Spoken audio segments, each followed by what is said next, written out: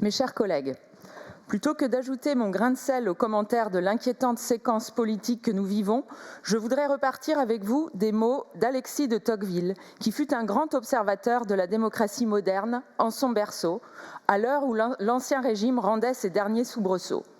Je cite « La démocratie, n'apercevez-vous pas que ce sont les eaux du déluge? Ne les voyez-vous pas s'avancer par un lent et irrésistible effort? Déjà, elles couvrent les campagnes et les villes, elles roulent sur les créneaux, détruisent les châteaux forts et viennent baigner jusqu'aux marches des trônes. Vous reculez, le flot poursuit sa marche. Vous fuyez, il court derrière vous. Sachons donc envisager l'avenir d'un œil ferme et ouvert. Au lieu de vouloir élever de puissantes digues, cherchons plutôt à bâtir l'arche tutélaire qui doit porter le genre humain sur cet océan sans rivage. Quelles seront les conséquences probables de cette immense révolution sociale? Quel ordre nouveau sortira des débris de celui qui tombe? Qui peut le dire? Formulée quelques décennies après la Révolution française, cette observation de Tocqueville met le doigt sur deux dimensions fondamentales du processus de démocratisation. Son caractère, tout d'abord, de révolution sociale permanente. De fait, la forme représentative de gouvernement qui s'est progressivement établie en Occident dans le sillage des révolutions anglaises, américaines puis françaises a déjà connu plusieurs mues.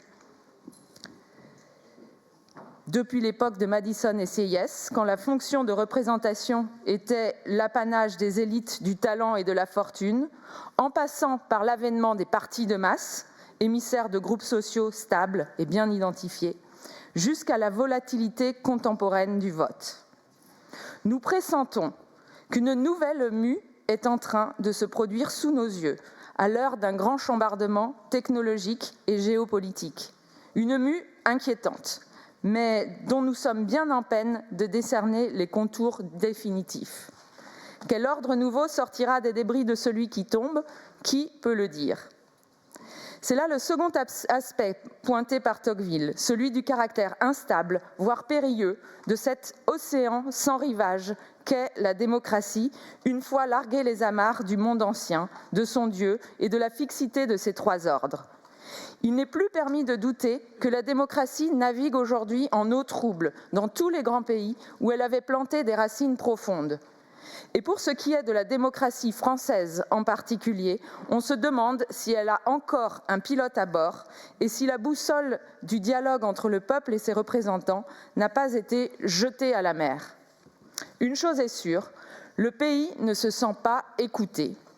Il ne se sent plus représenté. Et dans cette situation, il ne suffit pas de déplorer l'aveuglement et la surdité des responsables nationaux à l'égard des existences ordinaires. La dérive démocratique en cours interpelle directement nos propres pratiques d'élus locaux et régionaux. En tant qu'élus locaux, il nous appartient de prouver que c'est à l'échelle des territoires que le dialogue avec les citoyens peut le mieux être reconstruit, la confiance restaurée. C'est en tant qu'élus locaux que nous pouvons démontrer qu'une bonne partie des solutions au blocage du pays se trouve dans les territoires, dans les ressources de mobilisation collective, de coopération, d'inventivité, mais aussi de réalisme qui ne demandent qu'à y être activés.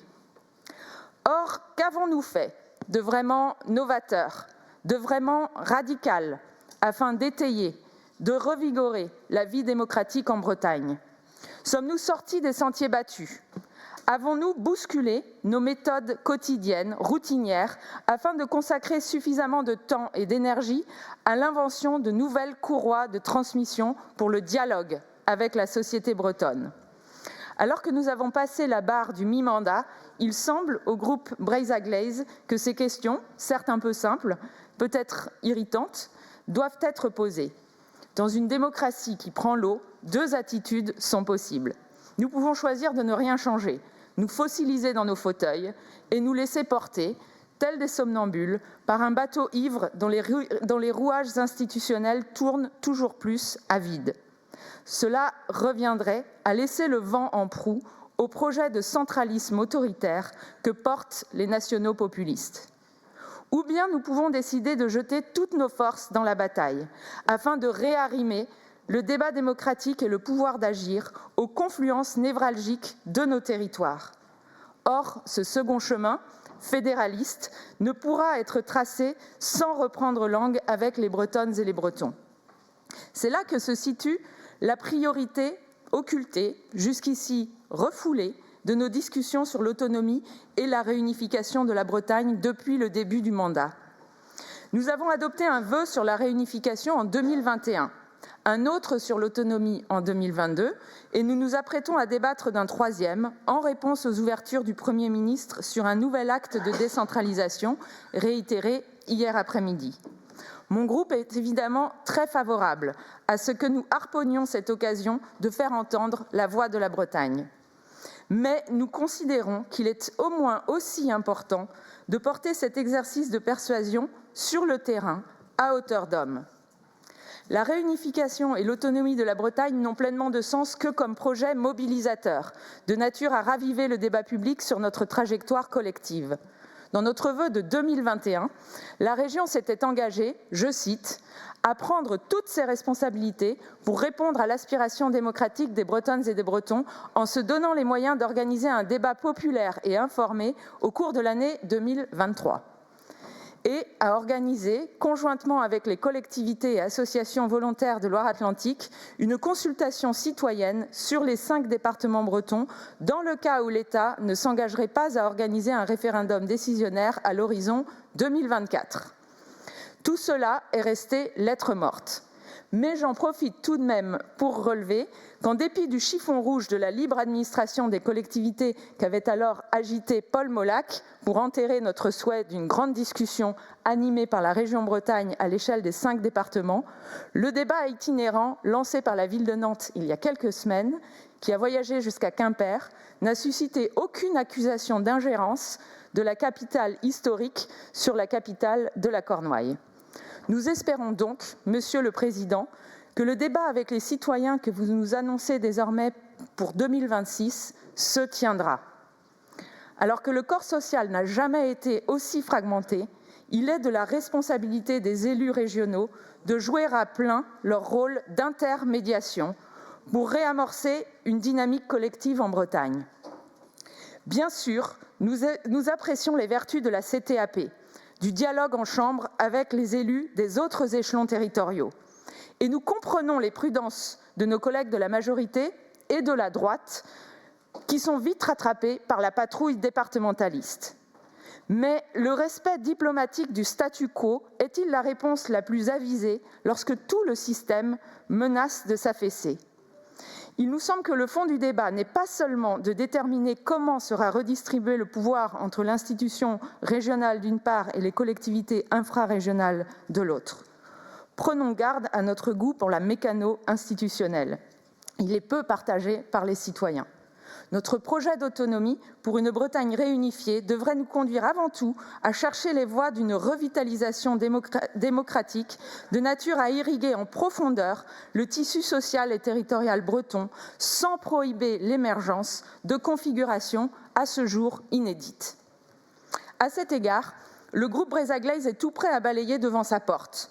Nous avons beaucoup plaidé pour un rapatriement du pouvoir de décision, pour un nouveau partage des compétences entre l'État et la région, pour la conquête des ressources fiscales qui sont indispensables à la conduite de nos politiques publiques.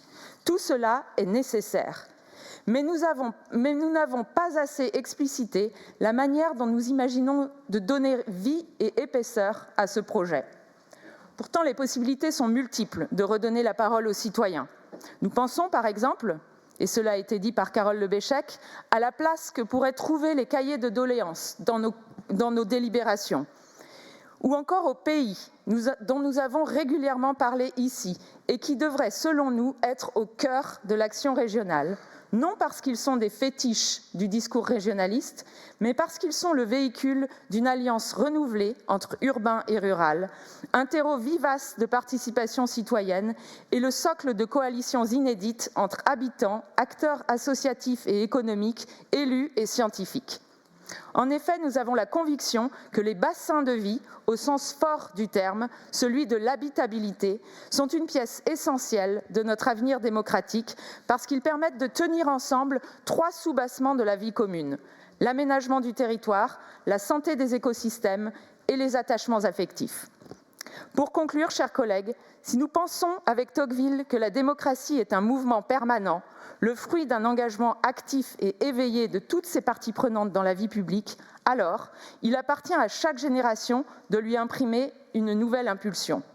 La nôtre a une responsabilité particulière, celle de faire vivre le pluralisme, de ne pas laisser notre rapport au réel être défini et appauvri par les oligarques du numérique et les apôtres de la haine, et celle de ménager l'épanouissement de la diversité des formes de vie qui peuplent nos territoires. Je vous remercie pour votre attention. Merci, Madame.